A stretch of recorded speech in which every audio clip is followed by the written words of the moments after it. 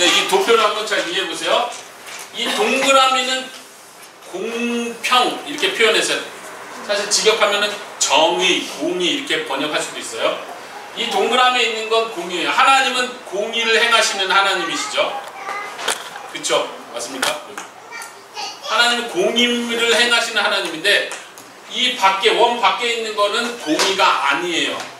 요 원 밖에 있는 건 공의가 아니에요. 이렇게 한번 표현해 보자. 요 원 밖에 있는 건 공평이 아닌 것. 영어로는 non-justice. 하나님은 공평을 행하셔야 돼요. 그러면 오케이. 감사합니다. 죄를 지면 벌을 주고 착한 일 하면 상을 주고 그러면 공평한 거예요. 근데 하나님은 공평이 아닌 것도 행하세요. 그러면 안 되죠. 그러면 불공평하잖아요. 근데 그렇게 생각하면 안 되는 게 뭐냐면 공평이 아닌 것을 두 가지로 나눌 수 있어요. 공평이 아닌 것 두 가지. 하나는 불공평이죠. 우리는 자꾸 생각하기를 하나님은 공평하신 하나님이니까 정의로운 하나님이니까 불공평은 행하지 않아. 맞습니까? 하나님은 불공평하면 안 돼요. 그쵸? 대답 좀 해주세요. 그렇습니까? 안 되지요. 예, 안 되죠.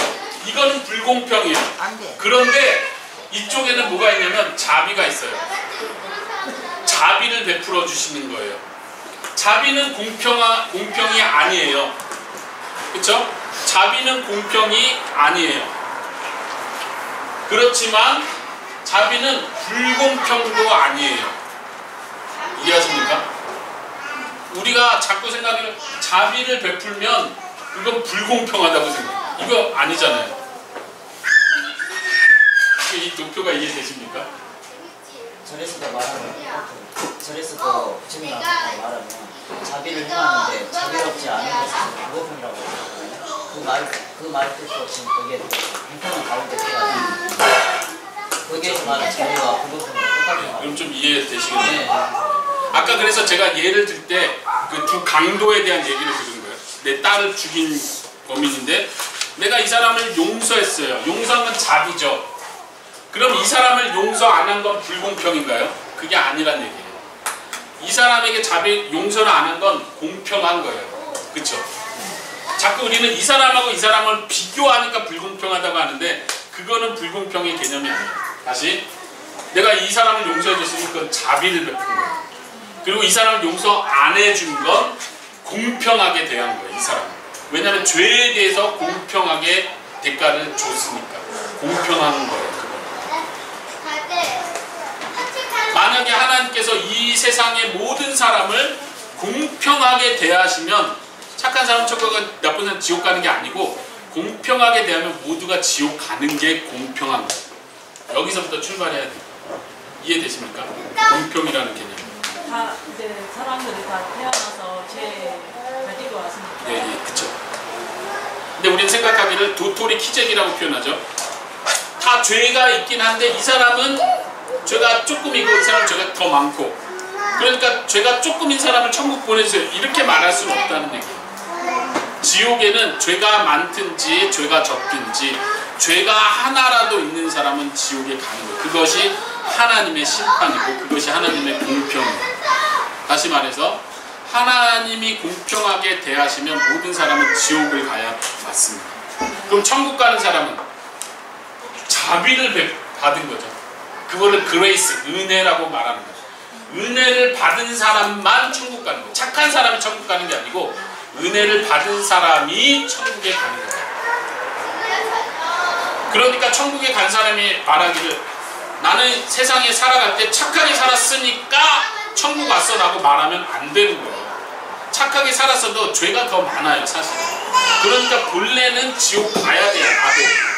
근데 하나님이 자비를 베풀면 내가 죄인인데도 불구하고 예수님 때문에 용서를 해주셨어요. 자비를 받았어요. 은혜를 받았기 때문에 천국에 온 거예요, 지금. 그러니까 천국에 있는 사람은 자랑하면 안 되죠. 로마서가 계속 그걸 얘기하죠. 자랑할 게 있느냐? 없다. 우리가 행위로 구원받았냐? 착한 일을 하는 것 때문에 구원받았냐? 아니지 않냐? 로마서가 계속 하는 얘기가 그거예요. 착한 일로 구원받는 게 아니기 때문에 자랑해서는 안 된다. 단지 믿음으로 구원받았다. 믿음으로 구원받았다는 얘기는 믿음이 착한 일이라는 뜻이 아니라 하나님의 은혜를 그냥 준 걸 믿음으로 받아들였다는 얘기, 은혜를 받아들였다는 얘기지 믿음이 착한 일을 했다는 뜻이 아니에요. 여기까지 이해되십니까? 아멘. 네. 그 다음에 질문은 아까 뭐였냐면은 책임에 대한 문제죠. 두 번째 반박이 그런 거죠. 책임. 그럼 목사님 누구는 선택했고 누구는 천국 가고 누구는 지옥 가면은 그럼 내가 만약 지옥 가는 걸로 선택받았으면 그럼 전 착한 일을 해도 소용없겠네요? 예수님 믿으려고 노력해도 소용없겠네요? 그게 아니에요. 우리는 내가 선택받았는지 안 받았는지를 몰라요. 그런데 알 수 있는 방법이 하나 있어요. 그게 뭐냐면 내가 하나님을 사랑하는가? 내가 믿고 싶은 마음이 지금 있는가?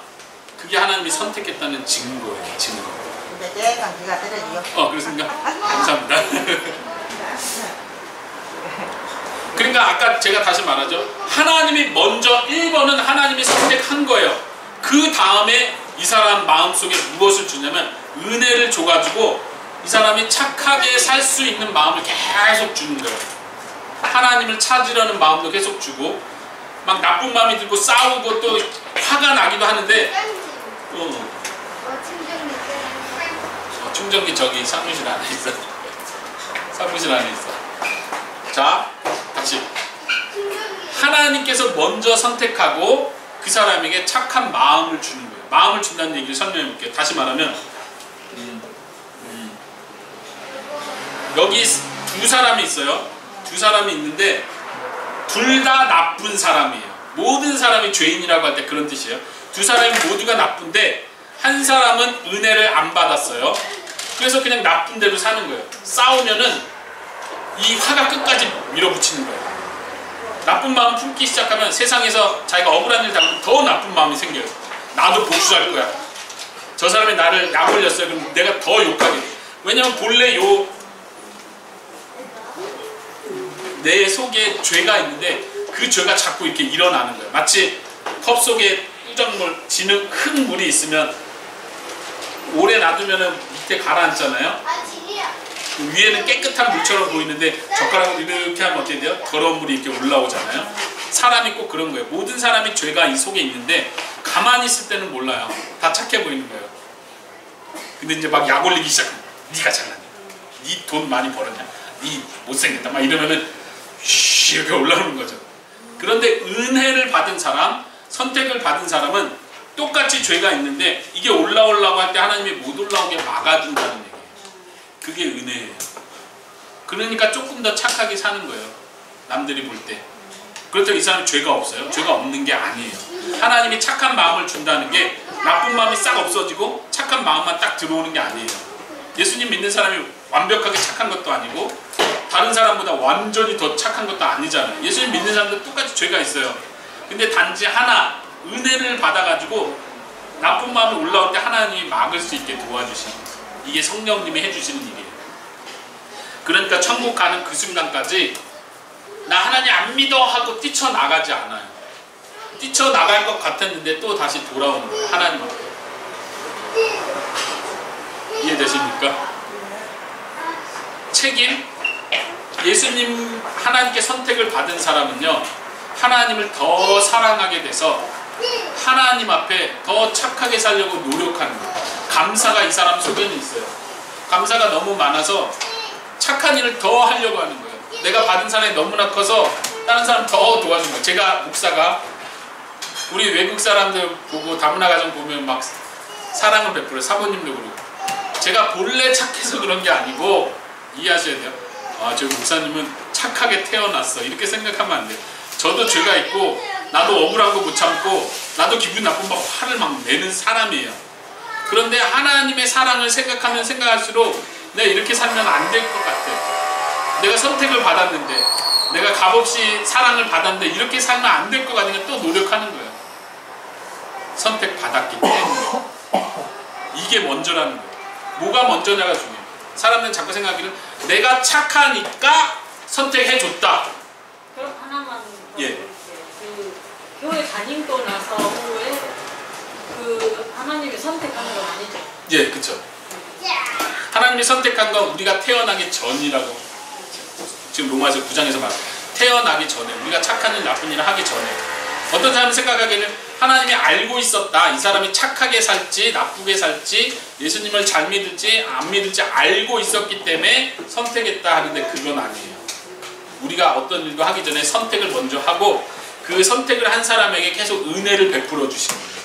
더 착하게 살 수 있도록. 나쁜 마음이 생길 때마다 그렇게 살면 안 되지. 그 마음을 계속 양심을 일깨워주는 거예요. 그렇게 살면 안 되는 거예요.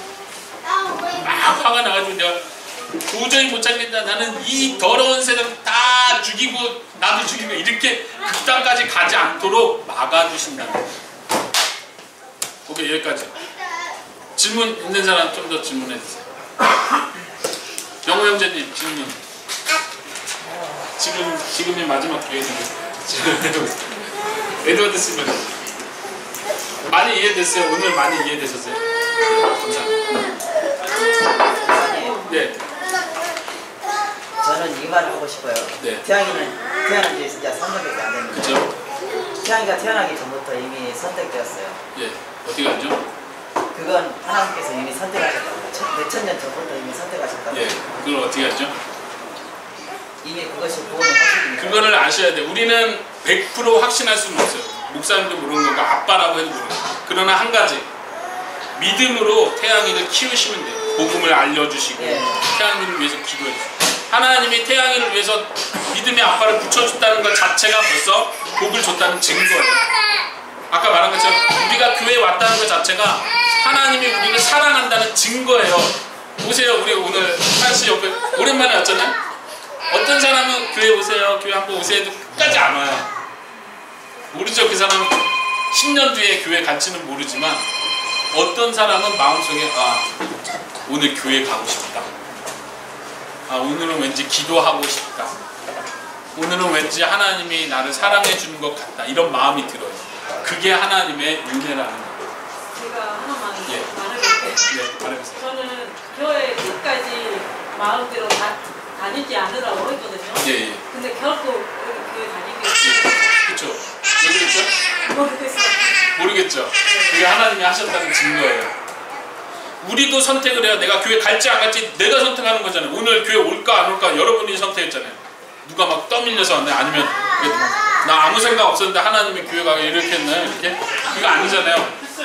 결정은 내가 해요. 동만 씨도 일어나서 교회 가자고 올 거예요. 그런데 내가 가지고 있는 선택보다 하나님이 하는 선택이 더 크다는 얘기예요. 때로는 나도 모르게 하나님이 날 이렇게 데리고 오세요. 지금 아까 하신 그런 거. 난 교회 안 오려고 했는데 하나님이 내 말 조금 바꾸셨어요. 나 안 믿어. 나 믿어지지가 않아. 나는 안 믿어졌는데 시간이 지나니까 그래 하나님이 있을 수도 있을 것 같아. 믿고 싶은 마음이 조금 들어. 이 마음이 왜 들죠? 왜 드는 거죠?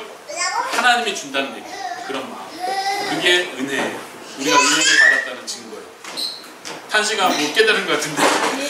나 처음에 네, 처음에 교회가 싫어요. 교회 가기 싫었어요. 신년이던데 집에 싫어. 그냥 교회 다니고 지금 계속 교회 가고 왜 성경 보고 재미있고 재미 많이 있어. 그쵸. 네. 어떤 사람은 성경을 봐도 재미가 없어. 재밌지. 이게 뭐야? 이게 무슨 애안 봐?